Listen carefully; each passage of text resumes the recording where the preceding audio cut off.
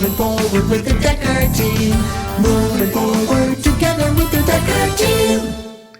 We've created for you free access to over 367 Inside Track episodes on our YouTube channel, the Dekker Team, that provide insight on real estate, insider tips, making house home, building wealth, and simply whole living.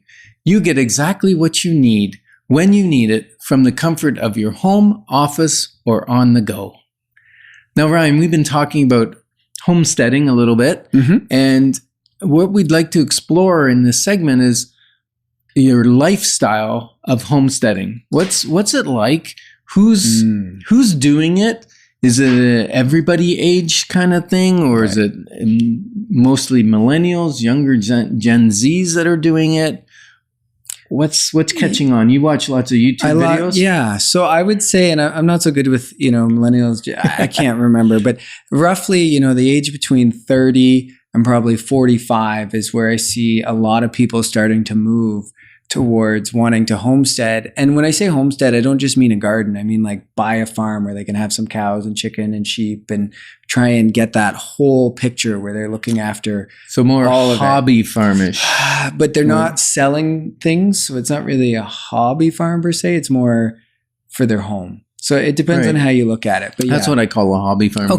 Because once you start commercializing it, it's not really a hobby anymore, right? If you're selling produce and whatever. So you're moving towards the farming side. More hobby farm, homestead. It's kind of, they can be linked. Okay. But there's lots of things you can do to homestead without having, 5 acres or 3 acres or whatever. But if you do want to go that route, I find a lot more. Yeah. And I have seen other people, 50, 60 or like, we're retired. Let's go do this homestead thing. Let's go do it. Yeah. That was one of my first clients actually, like 10, 11 years ago. Really? Yeah.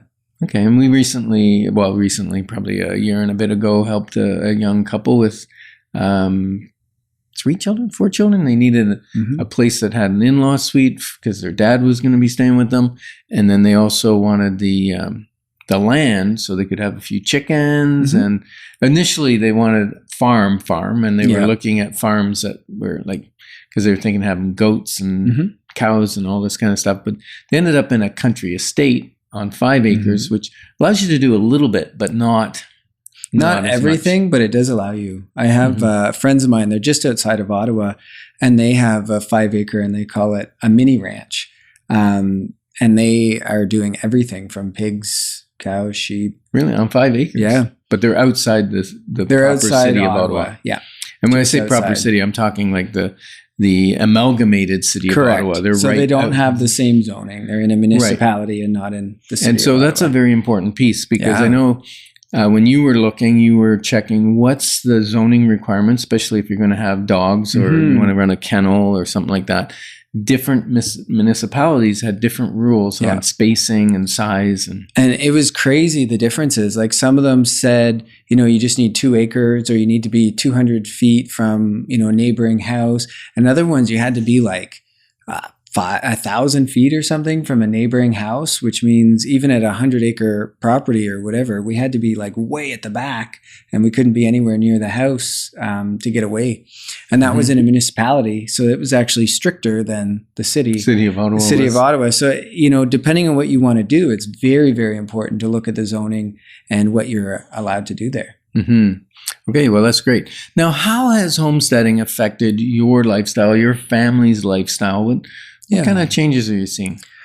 So we found that when we go outside as adults to go work on the garden and, water it, the kids are engaged to come out and be a part of that process.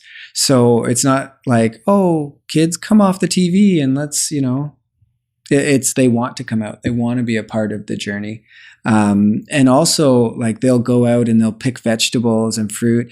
And sometimes my plants will get picked clean before they're ripe because my son just loves it. So I have to plant extra plants knowing that he's just going to ravage my garden. So does he eat it or does he just love harvesting? No, he eats it. He eats it. He'll just sit out there and just eat everything. And it's like he'll skip meals because he's eaten so much fruit and veggies from the garden, which is really healthy. So it's been really wonderful health-wise, but also bonding just as a family, teaching skills. We have clients who've actually bought properties specifically so they could homeschool their kids on the property and teach them all these skills that just are being lost with time. Okay, and that's part of homesteading for some people is actually homeschooling as well.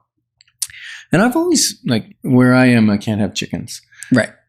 And I've always loved the idea, right? Because sometimes you love the idea, but maybe you don't love the work of having some laying hens and protecting them, because there are predators that like to eat chickens.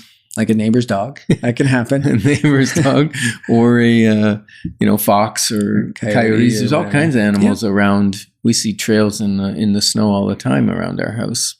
So zero waste is one of the homesteading kind of right. So if we're gonna go and start homesteading where we are, let's say we're in a condo or we're in a little townhouse with a little square of grass in the back. Some people end up making it all stone, and it becomes hard landscaping because they don't want anything to do. Yeah. But what kind of things can we do to start our homesteading journey? So, I mean, very basic things you can do is get a clothesline, dry your clothes in the summer. So you're not paying that utility bill to dry your clothes. Right. So that's a very simple way. If you have some extra tomatoes, or even if you don't grow tomatoes, but during the harvesting season, usually crops in even the grocery store are a lot less. Right. So you could go buy a ton of tomatoes and make chilies for the whole winter. And then at a very low cost, you're able to provide healthy, somewhat fresh meals the whole winter. Okay. And I think composting is, now a lot of people have their green box and they just come and they take it away, and which is awesome. The city takes it away and they compost it for you. But if you're going to homestead, you need that compost, right? For your land. Compost is like the best thing for your garden. So a lot of people start out with bringing in soil and earth, and they have an amazing garden, but then within 3 years, they've kind of stripped that nutrients, and then they either have to go buy, compost and put it on their gardens, or if you'd been using your green bin instead of, not using your green bin, but keeping your compost and composting it down, you can have some of the richest compost for free. Yeah, because one of the things that you did for us is, first of all, you built for, I think it was Yetta's birthday, you built a raised garden bed for us. And so that started our journey. And then one year you gave us a big composting bin, one of those black bins. So now we compost in that instead of the green box, which always bugged me because it always stinks when you go to take it out. But for some reason, the composting bin doesn't really stink. Yeah, there's a couple of reasons. Do you ever put your grass clippings in there? Sometimes. So if you put grass clippings or leaves or anything like that on top of your food waste, it'll actually kill all the smell. And so there's things you can do in order to have a healthy compost that has no odor. Yeah. And, if you're gardening, and sometimes I go, well, it's so expensive. I got to go buy compost. I got to go buy soil. I got to go buy seeds or seedlings or whatever. But the beauty is when you're making your own compost and your vegetables and stuff grow bigger, better, healthier. But I did find shrimp compost was amazing. Yeah, you've done well with shrimp compost. You have.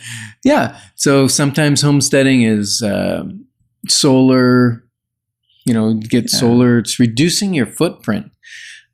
Now, Julia Childs. Do you know who Julia Child is? She's a cook. Anyways, she made a cookbook. She said, you don't have to cook fancy or complicated masterpieces, just good food from fresh ingredients.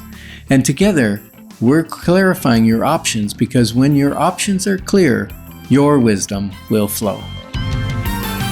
Moving forward with the Dekker Team.